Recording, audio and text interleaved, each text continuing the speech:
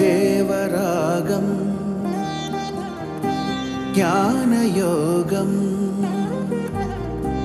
వ్యాసపీఠం బహువేదశాస్త్రం బోధామృతహిత శ్రీమన్నారాయణం శివగౌరీ సంభాషిత సకల పురాణం అష్టాక్షరి పంచాక్షరి మంత్రావరణం అఖిల దేవతా సంస్తుతి పారాయణం జయమంగళకరమీ ప్రవచన శ్రవణం అనుదినము శుభము సుఖము జీవన గమనం దేవరాగం జ్ఞానయోగం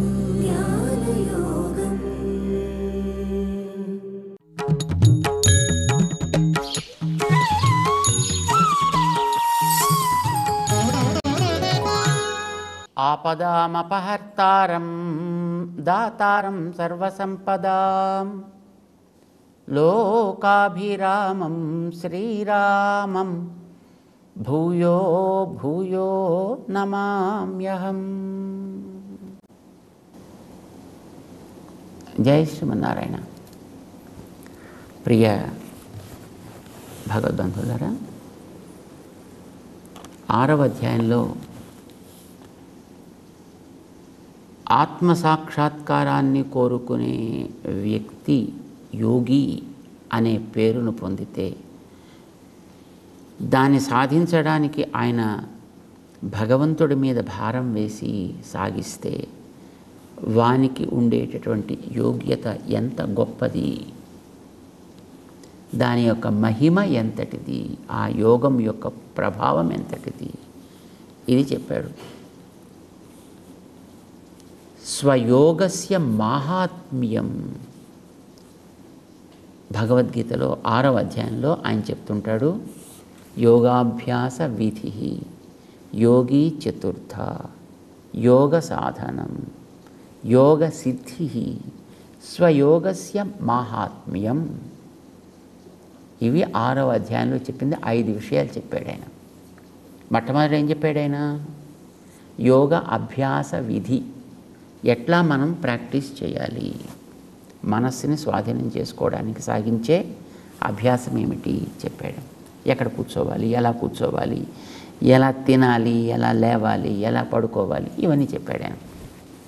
అది చేసేటటువంటి వాళ్ళలో 4 రకాలు ఉంటారయా అని చతుర్థ యోగి చతుర్థ అని యోగుల యొక్క స్థితి 4 రకాలుగా ఉంటుంది అని చెప్పాడు. యోగ సాధనం, దానికి ఏం చెయ్యాలి ఆ స్థితిని పొందడానికి చెప్పాడు. యోగ సిద్ధి, అలాంటి యోగం కనుక చేసినట్లయితే వీడికి లభించేటటువంటి ఉత్తమ స్థితి ఎట్లా ఉంటుంది. దాని తర్వాత చిట్ట చివరి శ్లోకంలో స్వయోగస్య మాహాత్మ్యం, ఇది 6 విషయాలు తాను చెప్పాడు అని మనకి యామునాచార్య స్వామి 6వ అధ్యాయపు సారాన్ని గురించి చెప్తారు. అందులో 46వ శ్లోకంలో ఆయన చెప్తున్నాడు, కొంతమంది తపస్సు చేస్తే మొత్తం మనం ఏదైనా సాధించవచ్చు అనుకుని తపస్సు చేస్తుంటారయ్యా అర్జున, కానీ కేవలం నా మీద విశ్వాసం లేకుండా తపస్సును మాత్రమే చేద్దాము అని రకరకాలుగా తపస్సు ఉంటుంది. శరీరాన్ని శుష్కింపచేసేటటువంటి తపస్సు, బుద్ధిని శుష్కింపచేసేటటువంటి తపస్సు, కృచ్ఛ్రము, చాంద్రాయణము, ఇలాంటి రకరకాల పేర్లతోటి చేసేవాళ్ళు ఉంటారు. ఇలాంటివి ఎన్ని చేసినప్పటికీ కూడా వాటి వల్ల కలిగే ప్రయోజనం కంటే చేయించేవాడిని వెనకాతలు నేనని గుర్తించి ఈ ఆత్మ నాకు చెందినవై అని గుర్తుపెట్టుకుని ఎవడైతే తన యొక్క సాధనని, అభ్యాసాన్ని, వైరాగ్యాన్ని చేస్తాడో వాడు అధికుడు. తపస్విభ్య అధికో యోగి. కేవల తపస్సు అంటే తపస్సు 2 రకాలు కదా. ఒకటి శరీరాన్ని ఏమైనా సరే కంట్రోల్ చేయాలి అని దాన్ని కంట్రోల్ చేయడం కోసమనే కొన్ని దీక్షలు చేస్తుంటారు. కానీ భగవంతుడి మీద ప్రేమతోటి, ఆ భగవంతుడి యందు ఉండేటటువంటి భావనతోటి సాగించేటటువంటి క్రమాలు కొన్ని ఉంటాయి.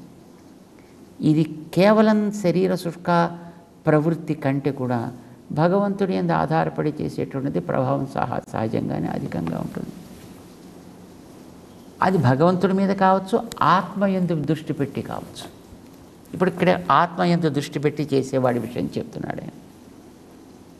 చేత అలాంటి యోగి అధికుడు ప్రభావంలో. కొంతమంది ఇలాంటివి చేయరు. ఇలాంటివి ఈ కర్మలు ఇవన్నీ కూడా, ఈ తపస్సులు విపస్సులు పెద్ద ఇవన్నీ నాకు అవసరం లేదయ్యా, కానీ జ్ఞానం కలిగితే చాలును అని జ్ఞాన సముపార్జనే. అర్జునుడు కూడా మొట్టమొదటి అదే కదా అనుకున్నాడు ఆయన. ఇదంతా ఎవడు చేస్తాడు, శుభ్రంగా హాయిగా జ్ఞానాన్ని ఆర్జిస్తానా అని అనుకున్నాడు ఆయన. కానీ కేవలము శుష్కమైన జ్ఞానాన్ని ఆర్జించేటటువంటి వాని కంటే కూడా మనం ఇందాక అనుకున్నటువంటి యోగియే ఉత్తముడు. జ్ఞానిభ్యోపి అధికః మతః. ఈ జ్ఞానుల కంటే, ఉత్త జ్ఞానుల కంటే కూడా వాడే కొంచెం పై స్థాయిలో ప్రభావం కలిగినటువంటి వాడు. మరి కొంతమంది ఉత్త కర్మలు చేస్తుంటారు, యజ్ఞాలు యాగాలు బ్రహ్మాండంగా చేస్తుంటారు, ఏదో తమ కోసం చేసుకునేటటువంటి వాళ్ళు ఎంతోమంది ఉంటారు. అలాంటి కర్మఠులందరికంటే కూడా ఈ యోగియే అధికుడు. కర్మిభ్యశ్చ అధికః యోగి. కనుక తస్మాత్ యోగీ భవ అర్జున, నువ్వు కూడా యోగివి కావాయా అన్నాడు ఆయన. గొప్ప మాట చెప్పావా, తపస్సు చేయొద్దన్నావు, జ్ఞానం ఆర్జించక్కర్లేదన్నావు, కర్మలు చేయక్కర్లేదన్నావు, సుఖంగా ఉంది నా బతుక్కి, ఇప్పుడు నన్ను యోగి కమ్మన్నావు కదా, వెళ్ళొస్తా అంటే యోగం చేసుకుంటాను నేను ఇప్పుడు వెళ్ళిపోయి అని మెల్లిగా బయలుదేరాడు రథం దిగేసి. అంటే పిలిచాడులరా, ఏం చెప్పాను నేను నీకు, యోగి కమ్మంటే అర్థమైందా? కర్మలు మానేమన్నానా, జ్ఞానం వదిలేయమన్నానా, తపస్సులు వద్దన్నానా, ఉత్త తపస్సు వద్దన్నా, ఉత్త జ్ఞానం పనికిరాదన్నా, ఉత్త కర్మ పనికిరాదన్నా. ఇప్పుడు కర్మ అనేటటువంటిది భగవద్ ఆరాధనగా యజ్ఞమయంగా చెయ్యాలని కదా గత అధ్యాయంలో చెప్పింది నీకు. కర్మ నత్యాజ్యం అని కదా నీకు చెప్పింది గతంలో. కర్మ వదిలిపెట్టమని చెప్పామా ఏమిటి? కర్మ ఎలా చేయాలో తెలుసుకుని చేయమని చెప్పాను. జ్ఞానం అనేటటువంటిది ఎవరిలో ప్రకాశిస్తుందో తెలుసుకొని పొందమని చెప్పాను. చేసేటటువంటి తపస్సు ఎవడి విషయంలో చేయాలో తెలుసుకొని చేయమని చెప్పాను తప్ప అది వదిలమన్నావా? అది అంచేత తపస్వి కంటే, జ్ఞాని కంటే, కర్మఠుడి కంటే, అంటే కేవలం అవి మాత్రమే నన్ను తరింపచేస్తాయి అనుకుంటూ ఎవడు చేస్తాడో అవి వాడికి ఏం పెద్ద పని చేసేవేమీ కావు. వాడికంటే ఈ ఆత్మ సామ్య దృష్టి కలిగినటువంటి యోగి ఉంటాడే వాడే అందరికంటే ఉత్తముడు. కనుక నువ్వు కూడా అది కా అని చెప్తున్నాను, వదలమని చెప్పట్లేదు సుమా అన్నాడు ఆయన.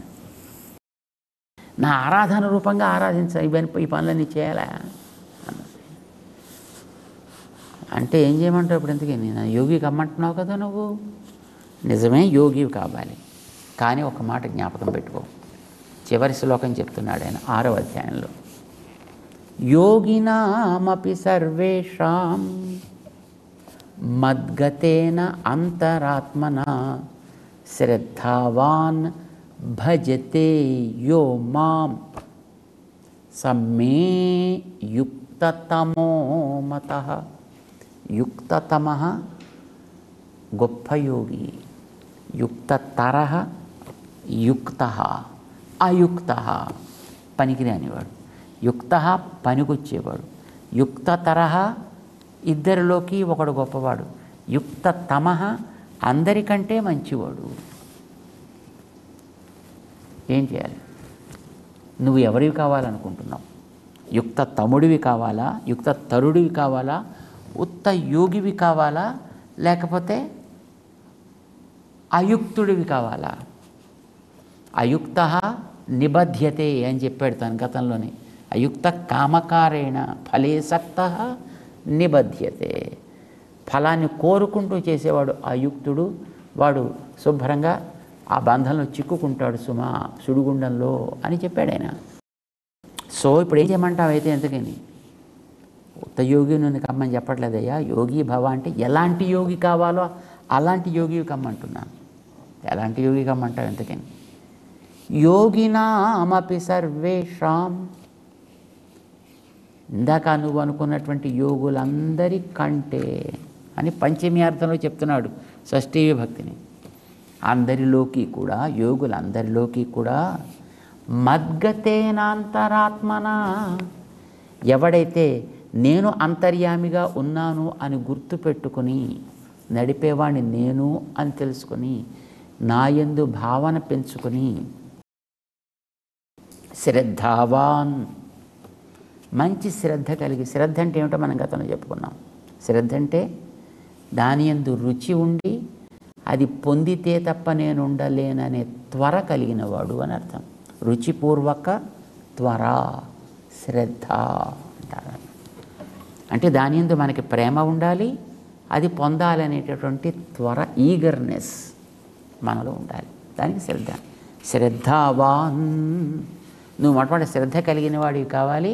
తర్వాత మాం భజతే, ఎవడైతే నన్ను సేవిస్తాడో, నడిపేవాడిని వెనకాతలు నేను, కళ్యాలు స్టీరింగ్ నా చేతుల్లో ఉంది కనుక కారు త్వరగా నడవాలి అంటే నువ్వు చక్రాలను పట్టుకుని అడిగితే ఎలాగా, ఆ కారు బాయినెట్ని పట్టుకుని అడిగితే ఎలాగా, లేదా కారు పైన డోమును పట్టుకుని అడిగితే ఎలాగయ్యా?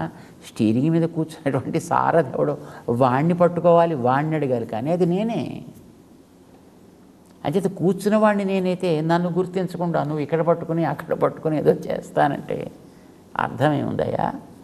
కనుక శ్రద్ధావాన్ యో మాం భజతే, ఎవడైతే నన్నే భజించునో, భజించడం అంటే అది కాదు భజన, భజ సేవాయాం, ఎవడు నన్ను సేవించును. భగవంతుని సేవించడం అంటే ఎట్లా? మళ్ళీ అది తెలియాలి కదా. ఇంతవరకు కూడా ఆత్మసాక్షాత్కారాన్ని గురించి ఆయన చెప్తున్నాడు, ఇంతవరకు ప్రకృతిని గురించి చెప్తున్నాడు ఆయన. కానీ ఇప్పుడు ఆయన యో మాం భజతే, ఎవడైతే నన్ను ఆశ్రయిస్తాడో, నన్ను సేవిస్తాడో. భగవంతుడిని సేవించడం అంటే ఎక్కడ సేవించాలి, ఎలా సేవించాలో తెలియాలి. అసలు భగవంతుడు అంటే ఎవడో తెలియాలి. ఇంతవరకు తన మీద దృష్టి పెట్టుకోమని చెప్పాడు, తానెవడు అనేది చెప్పలేదు అర్జునుడికి. ఇప్పుడు అర్జునుడికి డౌట్ వచ్చింది. ఇప్పుడు నీయందు మనసు పెట్టమంటావు, ఇంతవరకు ఆత్మయందు మనసు పెట్టమన్నావు, ఆత్మసాక్షాత్కారం కోసం సాధన చేయమని కదా నువ్వు చెప్పావు. ఇప్పుడేమంటున్నావు? నిన్ను సాక్షాత్కరించుకోవడానికి నీయందు మనస్సును పెట్టి, నీయందు శ్రద్ధ కలిగి నిన్ను సేవించాలి అని అంటున్నావు. అలా సేవిస్తే ఏమవుతుంది? శ్రద్ధావాన్ భజతే యో మాం, ఎవడైతే నన్ను సేవిస్తాడో వాడే సమ్మే యుక్తతమః మతః, యోగులందరిలోకి కూడా ది బెస్ట్ యోగి అవుతాడు వాడు, వాడే మంచి యోగి అవుతాడు. అంటే ఇప్పటిదాకా నువ్వు చెప్పి ఆత్మసాక్షాత్కారం కోసం చేసే సాధన అంతా కూడా యుక్త తరుడు అన్నమాటే కదా, అంతే.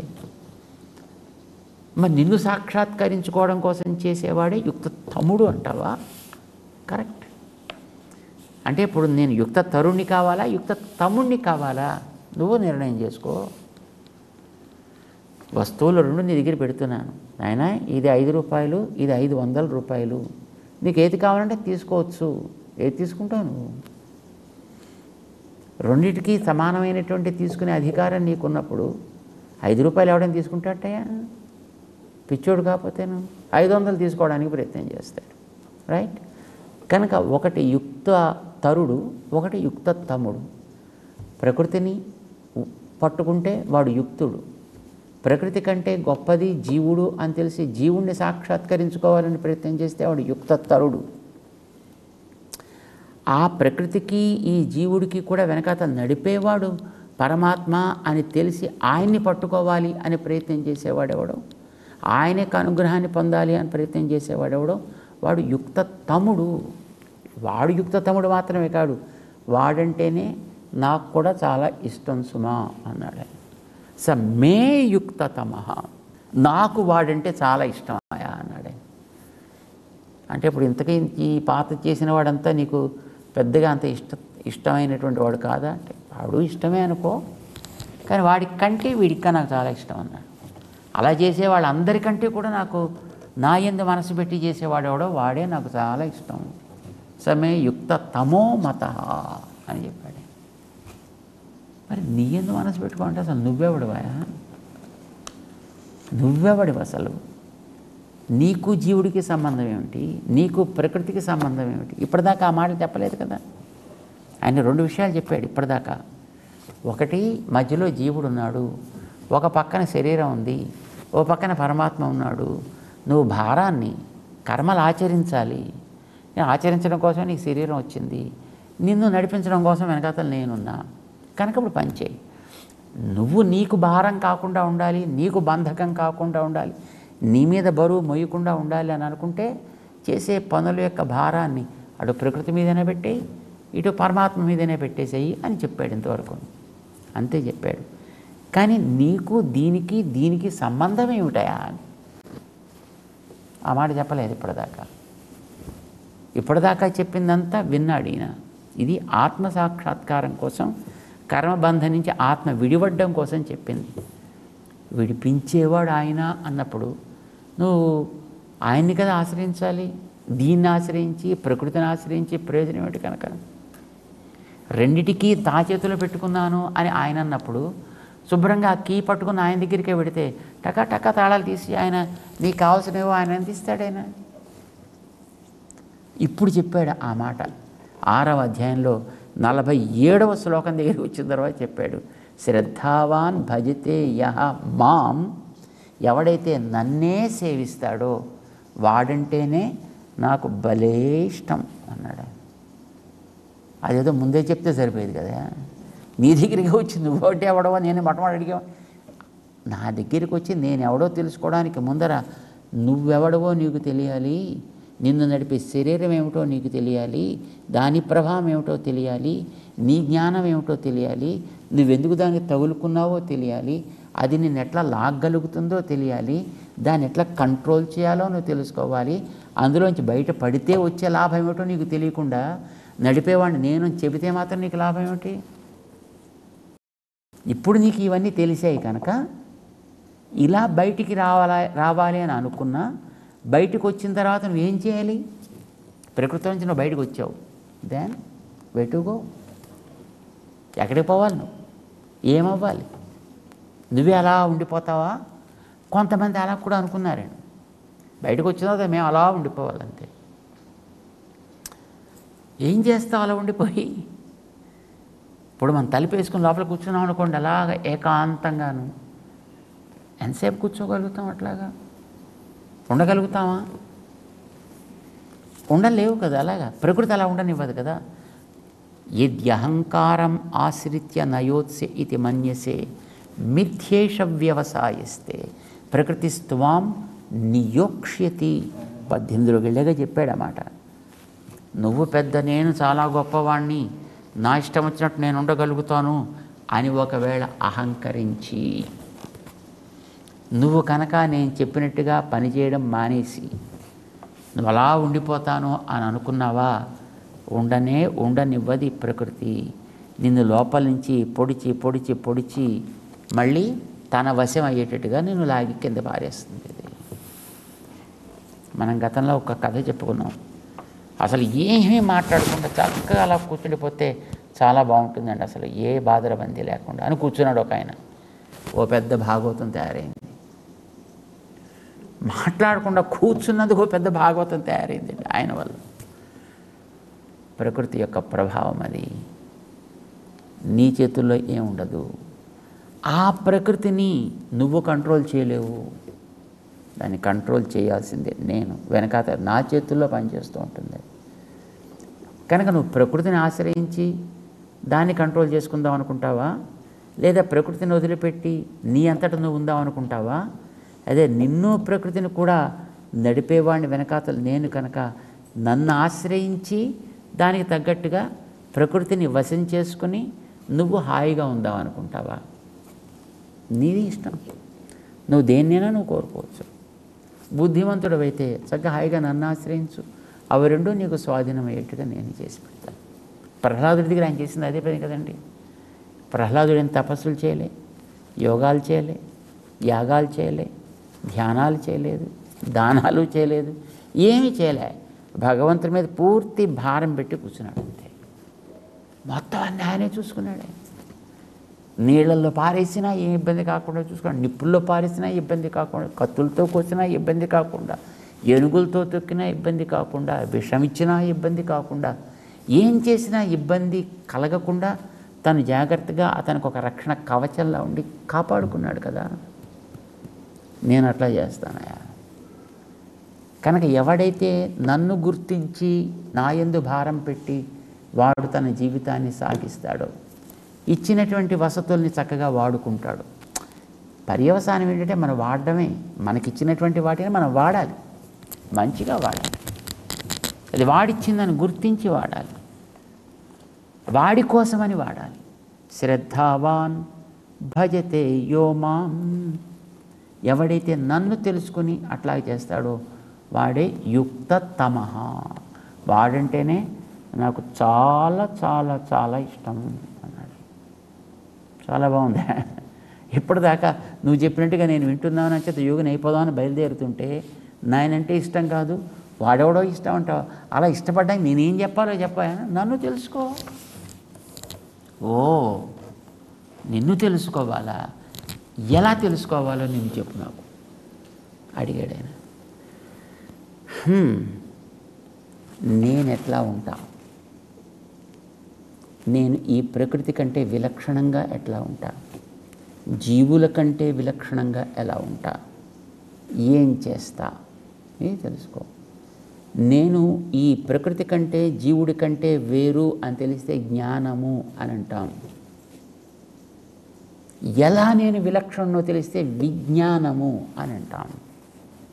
జ్ఞానము విజ్ఞానము. 6వ అధ్యాయం అయింది ఇప్పటికి.